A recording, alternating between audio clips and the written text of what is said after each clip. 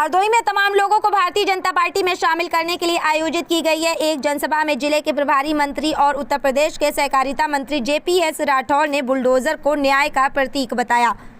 उन्होंने कहा कि पहले माफिया मकान दुकान कब्जा करते थे, अब बुलडोजर से डरते हैं, इसी वजह से अपराधी आज भयभीत हैं। उन्होंने समाजवादी पार्टी को भी निशाने पर रखा और कहा कि प्रत्याशी पैदा न कर पाने की कगार पर सपा है जो बांझ हो चुकी है।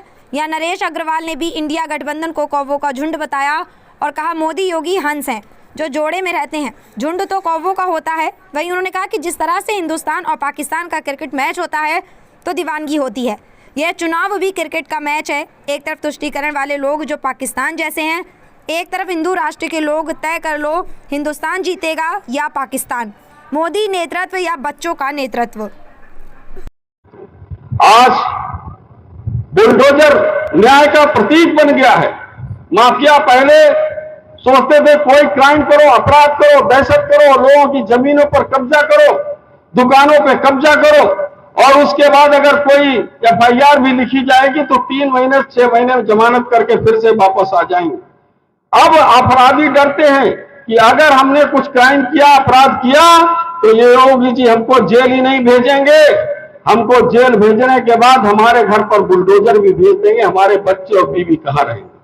इसकी वजह से क्राइम रुका है, नहीं तो अपराधी माफियाओं पर दहशत का माहौल ही नहीं था। आज वो भयभीत हैं और मुख्यमंत्री योगी आदित्यनाथ जी ने कहा है कि अगर कोई अपराधी या माफिया गरीबों को, हमारे निर्दोष नागरिकों को तंग करने का काम करता है, उनकी जान को जोखिम में डालने का काम करता है तो उसके खिलाफ सख्त से सख्त कार्रवाई होगी। या तो वो जेल के भीतर होगा, अगर जेल के भीतर नहीं होगा तो वो जहन्नुम उसको जगह होगी और कोई दूसरी जगह नहीं हो सकती।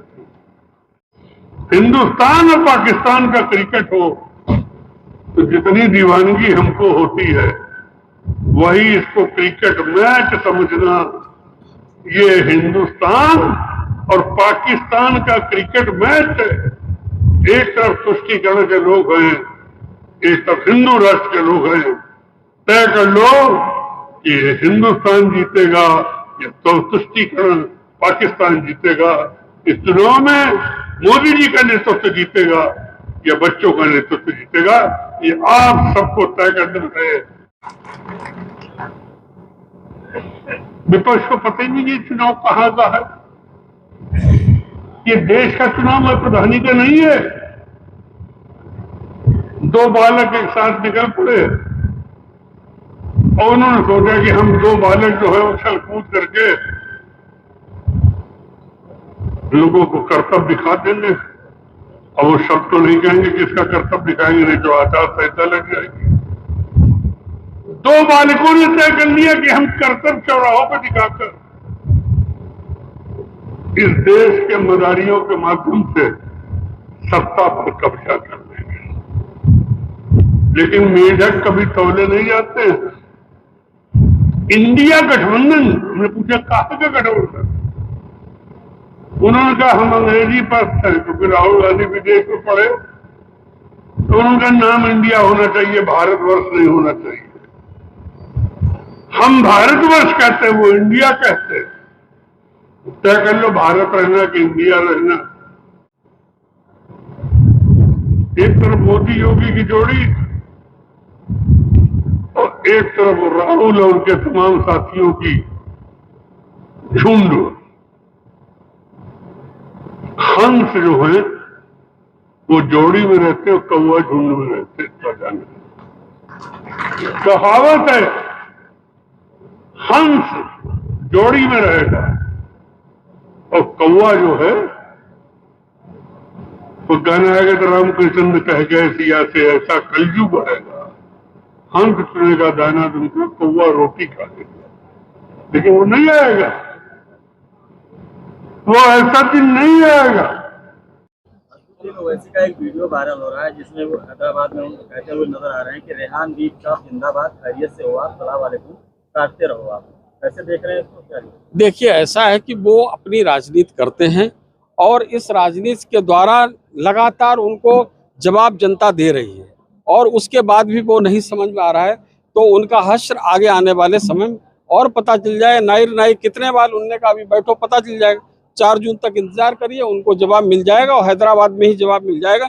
ऐसा प्रत्याशी भारतीय जनता पार्टी का आया, उनको नाचकों चने चबा दिए हैं, उनको लग रहा है कि वो यहीं से हार जाएंगे। धन्यवाद। उन्होंने कहा है कि बीफ काटते रहो। देखिए, ऐसा है कि वो इसी प्रकार की बातें करके कुछ वोट संरक्षित करने की कोशिश कर रहे हैं और उनको पता है कि इस तरीके के बातों से, बयानों से एक भी वोट उनको मिलने वाला नहीं है। अखिलेश यादव कह रहे हैं कि बीजेपी ब्रह्मांड की सबसे बड़ी झूठी पार्टी है। देखिए, ऐसा है कि उनको कुछ न कुछ कहना। मैं ये पूछना चाहता हूँ अखिलेश यादव जी से, उनके पास मुद्दा क्या है, उनकी दिशा क्या है, वो किन मुद्दों के आधार पर इस उत्तर प्रदेश के और देश के इतने बड़े चुनाव में जाना चाहते हैं। लोकसभा के चुनाव में विपक्ष के पास एक मुद्दा नहीं है, और जबकि सत्ताधारी पक्ष के खिलाफ तो जाने कितने मुद्दे रहते हैं। आज विपक्ष मुद्दा विहीन हो गया, ये कितना बड़ा उनके पास वो है। मुझे लगता है कि मानसिक बिल्कुल खोखलापन ये समाजवादी पार्टी को दिख रहा है कि उनके पास नेतृत्व की कितनी बड़ी कमी है। आज वो प्रत्याशी पैदा करने की क्षमता भी खो चुके हैं। मुझे लगता है समाजवादी पार्टी भी कांग्रेस की तरह बांझ हो चुकी है, वो भी प्रत्याशी पैदा तक नहीं कर पा रही।